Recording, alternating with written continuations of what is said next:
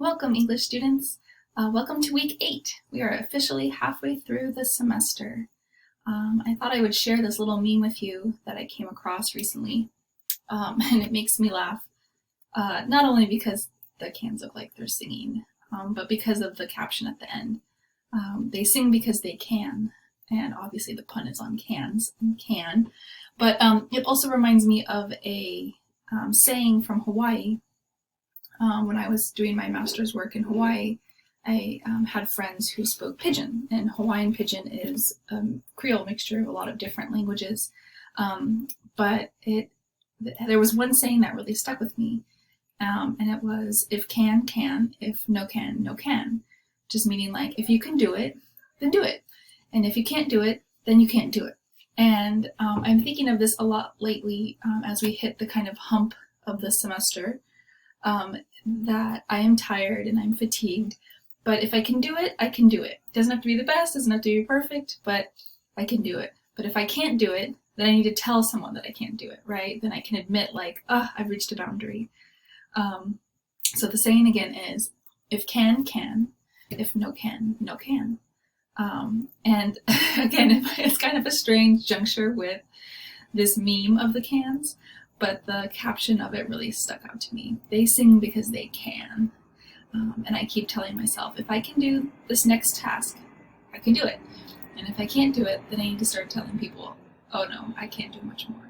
So, I don't know, just a little something to keep in mind as you work through week 8.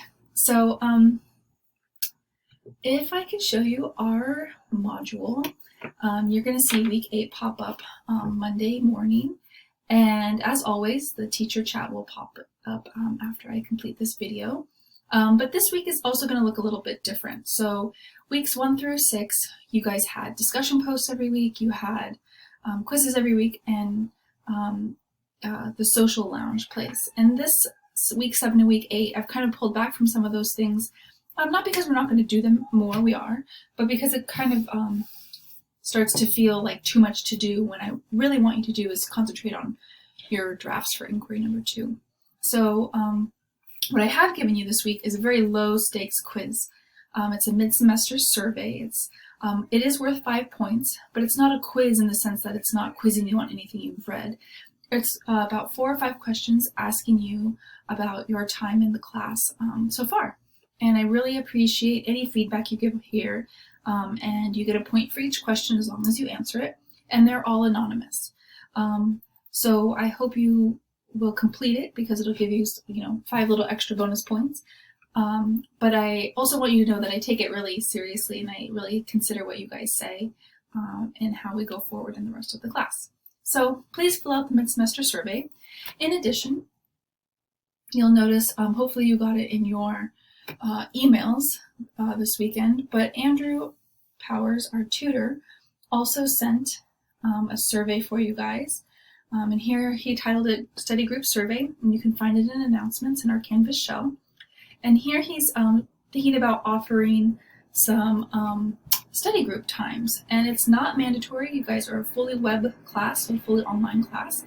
But we are trying to get more students to participate. I think I've seen 2 of you all semester in an online Zoom format, but I'm trying to make sure that you guys have more contact, more ways to touch base with us, even if it's for 5 minutes. So that's kind of what his role is going to be, is to create potential study groups, and study groups just could focus on whatever you guys want it to be. Again, you can have one-on-one sessions with him about your rough drafts. Anyway, just to get familiar with who he is and what he can provide for you guys, especially as we go into Inquiry 3, which is going to be a research paper. So if you have a few minutes, even if you're not going to use the study groups, Andrew's looking for some kind of feedback on what you guys are looking for. So if you could fill out that would be great. That's again in announcements. Going back to our module for this week, you're going to see also, in the spirit of surveys, an invitation from us from both myself and Andrew. It's a little video about 5 minutes long, just showing you what we look like and what we do when we chat with you on Zoom, whether again it's in office hours or a one-on-one tutoring session. Please, please, please do not judge us by this video quality.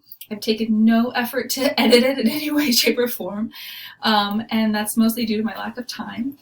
Also because I really dislike looking at myself on video, and I think that's something I'm just going to have to get over. But anyway, please watch the video. You can see us live, not live, but you can see us on video, and you can see us talk to each other, and you can kind of hear us explain what we can do for you. So that is also something to do this week. So the first couple things in this week's module are basically just to listen, to take a quick couple surveys, to watch us, kind of invite you to participate more. And then the next couple things are about your inquiry number 2 rough drafts. So this 8.4 revision and editing tips is a 1-page document that just gives you tips about how to start revising and editing.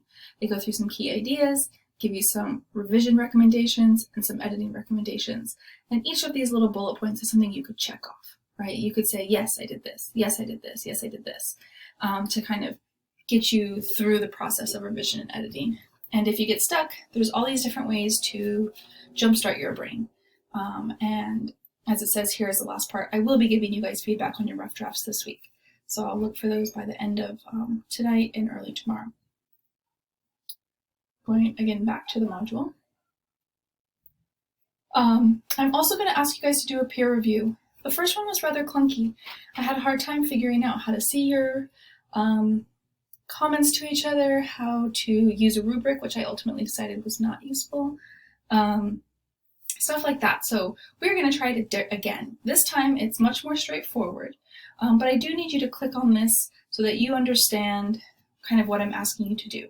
Again, I give you directions about how to find the rough draft that it's assigned to you, how to give feedback, what you need to do. Basically is look at your peer's thesis, ask one question, and give them one compliment.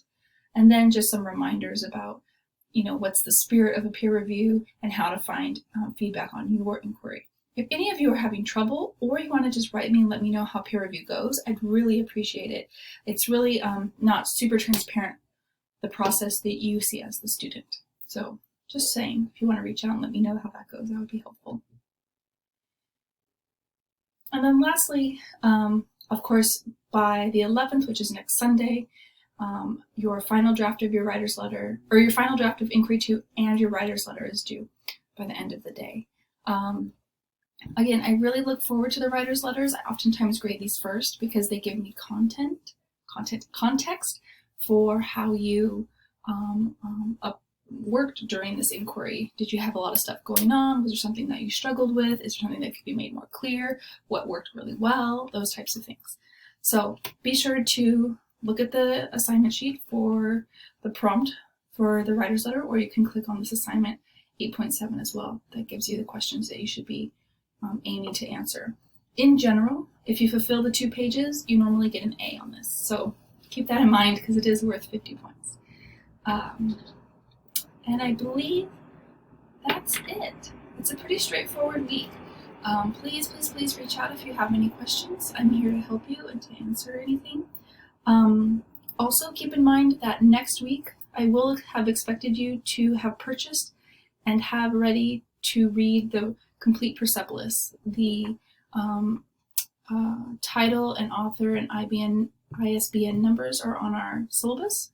So if you have not purchased it, please, please, please have it ready to read next week. Next week we start inquiry number 3, and this is the research section of the course, and that will last us about 6 weeks. It's the biggest project of the semester, and I know that it's kind of sometimes difficult to have that as it happens right in the middle of the semester, but I promise you it's we get through it before the end of the semester, which is actually nice. So just be prepared that as we come into next week, you will need to have the book, The Complete Persepolis by Marjane Satrapi.